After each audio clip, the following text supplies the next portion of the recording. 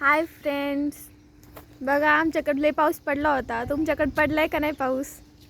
बघा ही माझी बहीण आहे. तेच आम्ही वातावरण बघायला आलो होतो. तुमच्याकडे आहे का पाऊस? तर कमेंटमध्ये सांगा तुमच्याकडे आहे का नाही पाऊस. बघा सगळं हिरवं हिरवं झालंय, लय पाऊस आहे. आणि तुम्ही कुठं राहतात ते पण नाव सांगा गावाचं. चला आता घरी जाऊ.